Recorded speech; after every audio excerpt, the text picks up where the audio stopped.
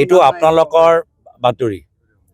এতিয়া আমি দেখিছোঁ যে অসমৰ পৰা যিসকল আগতে বিজেপি কেন্দ্ৰীয় পাৰ্লামেণ্টাৰী যে কমিটিত আছিলে, আজি তেওঁলোকৰ নাম নাই। এতিয়া আমি কিবা বুজ লওঁ নেকি? আমি বহুত আগৰ প্ৰাক্তন সাংসদ, আমি ভাবিছিলোঁ যে এটা সময়ত তেওঁ এটা বিজেপি ৰাষ্ট্ৰীয় কেন্দ্ৰীয় নেতৃত্ব সোমাব, তেওঁলোকৰ নাম নাই। আজি বহুত ক্ষেত্ৰত এজন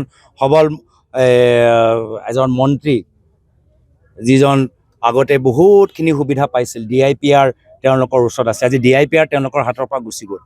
তো এই সময়ত আমিতো বাতৰি ওলাম।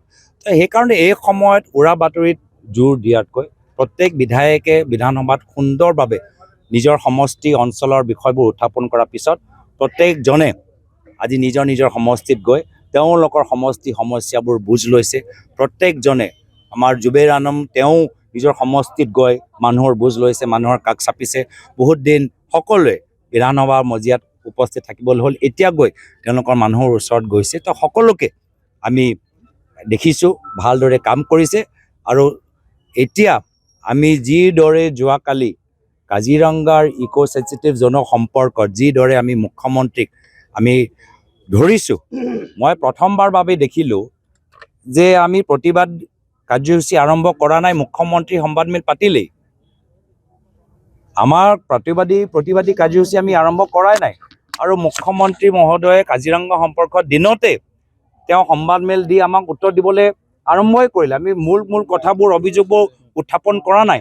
তো সেইটোৱে প্ৰমাণ কৰে যে মুখ্যমন্ত্ৰী কেনেদৰে অবৈধ কয়লাৰ চিণ্ডিকেটক সংৰক্ষণ দিয়াটো এই ইক' চেঞ্চিটিভ জ'ন যোগেদি যে তেওঁলোকৰ উদ্দেশ্য আমি ফাদিল কৰিলোঁ, সেইটো লৈ তেওঁ কিমান ভয়ত কিমান শংকিত হৈছে আমি বুজি পাইছোঁ। এতিয়া তেওঁৰ কাৰণে কাৰ্বি আংলঙত য'ত অবৈধ কয়লা খনন হয়, তাৰ কাউন্সিলৰ যি চিফ তুলিৰাম ৰংহাং ডাঙৰীয়া মুখ্যমন্ত্ৰীৰ বাবে ডাঙৰ এনভাইৰনমেণ্টৰ এক্সপাৰ্ট, য'ত আমাৰ ডিমা হাছাওত অবৈধ কয়লা খননৰ বাবে মানুহ মৰিলে, সেই কাউন্সিলৰ চিফ দেৱলাল গাৰোছা মুখ্যমন্ত্ৰী হিমন্ত বিশ্ব শৰ্মা ডাঙৰীয়াৰ বাবে ডাঙৰ এনভাইৰনমেণ্টৰ এক্সপাৰ্ট। তো এই গোটেই যে ইক' চেঞ্চিটিভ জ'ন যে তেওঁলোকে সলনি কৰিবলৈ বিচাৰে, ইয়াৰ পিছত মূল লক্ষ্য হ'ল যে অবৈধ কয়লা খনন, অবৈধ পাথৰ খনন, বৈধতা কেনেকৈ স্বীকৃতি দিয়া যায়, প্ৰমাণ কৰা যায়। আৰু পৰৱৰ্তী দিনত গুজৰাটৰ পৰা ডাঙৰ মাইনিং কোম্পানীবোৰ কাৰ্বি আংলঙত আৰু যে পাহাৰ খান্দিব পাৰে, তাৰ বাবে তেওঁলোকক এতিয়াৰ পৰা একদম গোটেই আইনী সুৰক্ষা এইখন চৰকাৰে দিবলৈ বিচাৰে। শিৱসাগৰ নেপালী খুঁটিত যি হৈছে, কাইলৈ গৈ কাজিৰঙা মধ্য কাজিৰঙা গৈ হ'ব পাৰে। এনেকুৱা যে নহয়, কাজিৰঙা মাত্ৰ এটা সীমা নহয়।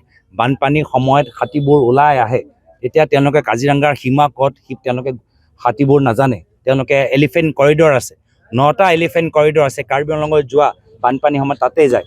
এতিয়া তেওঁলোকৰ ডাঙৰ ৰিজৰ্ট, তাতেই তেওঁলোকে ডাঙৰ এতিয়া মাইনিংবোৰ কৰিবলৈ বিচাৰে। হাতীবোৰ যাব ক'ত, জীৱ জন্তুবোৰ যাব ক'ত?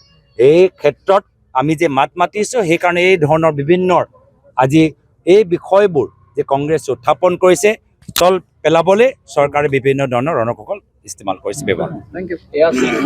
যিকোনো খবৰৰ বাবে যোগাযোগ কৰক 9181307221 আমাৰ এই নম্বৰত।